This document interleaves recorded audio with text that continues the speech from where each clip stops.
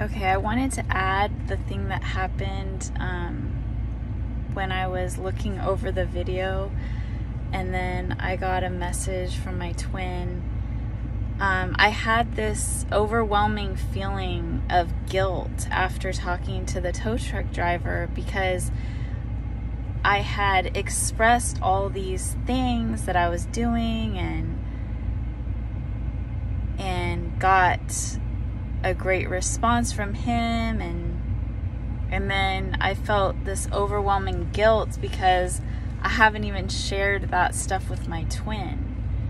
And so I'm doing a disservice to my twin because I'm not expressing myself to him. But there's reasons why. Like, we don't see each other, we're not able to talk, and there's reasons for that in the 3D.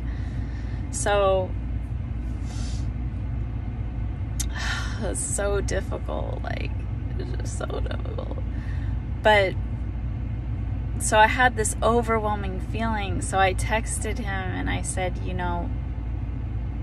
okay, this was before that happened. I don't want to be confusing, but this was before I got the text message from him. I said that we needed to talk.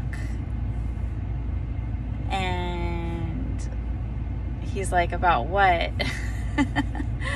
It's that typical, like, oh, we need to talk. But I made it sound like it wasn't like that. I was like, LOL, whatever. And he's like, what about? And I'm just like, about stuff that's going on, like, in my life, whatever. So, but we aren't able to see each other and talk ever, like, barely ever. So it was weird because a situation came about, like, a little while later, maybe like hours later, after I was looking at my video that I had done, and I got a message from him, and he asked me if I could go pick him up, like, far away, like an hour and a half away from where I was, that he needed a ride back home. And you guys just don't even understand. We don't get that opportunity. So it was like an act of God, like, okay, you want to talk? Good, because you were supposed to talk to him, and you guys are supposed to be working together. Like, you need to talk about these things, and you're finally not that I haven't been listening, but it's extremely complicated. Like, I can't even explain. I don't want to get into all of it, but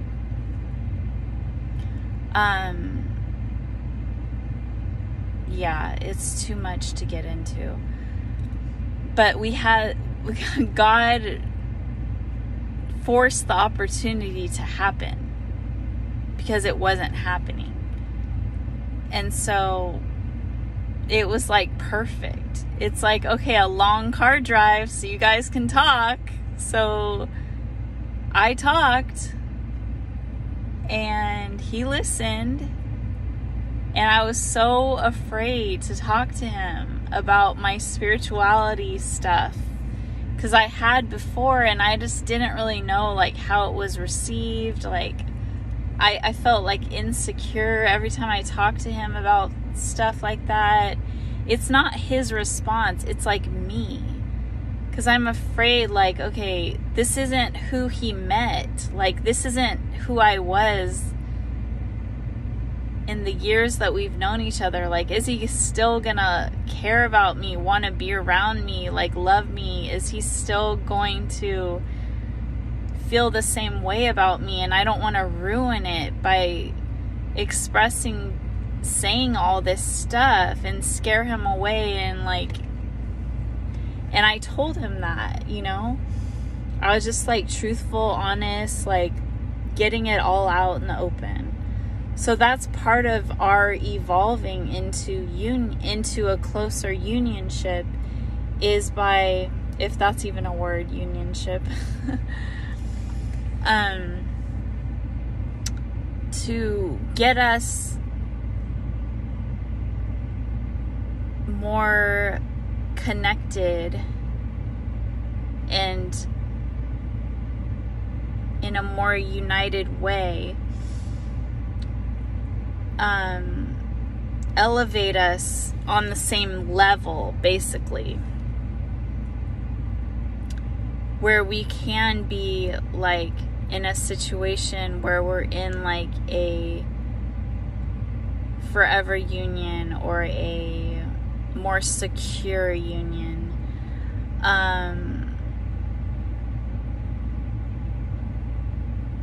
So it's being open and honest, and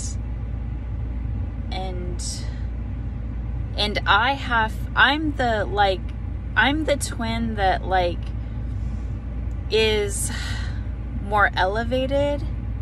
Where there's a huge age gap and I'm older, so it makes a lot of sense to have it that way, that I'm the more elevated twin. So I have to reach him.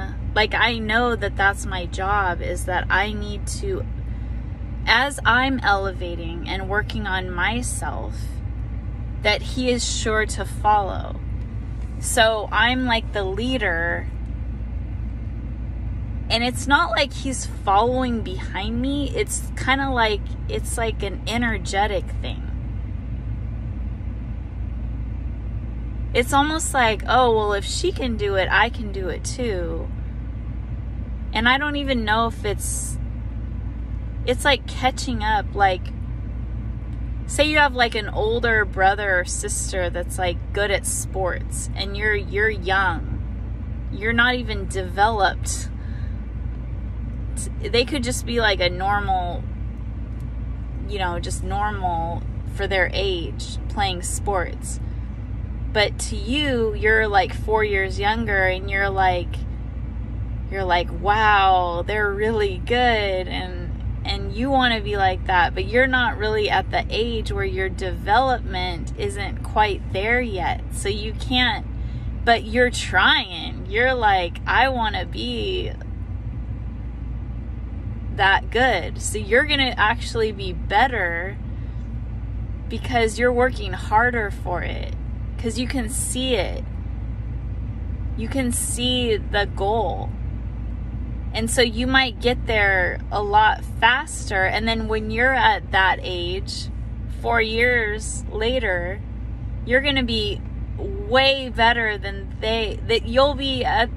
You could like far surpass them at that level. And I don't know. And I told him, like, I don't really know what your role is. Because only you know that. You know I don't know what's in your mind. I don't know what you've been through. I don't know what God has planned for you. That's between you and God. Like, I didn't tell him that specifically, which I should have. But I don't like to tell him what to do. Like, I want him to be confident and give him the tools, but let him build it, like let him take those tools and apply it to his life, and not telling him or instructing him like, do this and do that. That's not how it works. It's like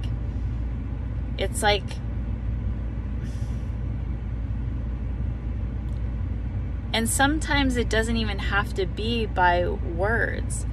It could just be like him seeing me change.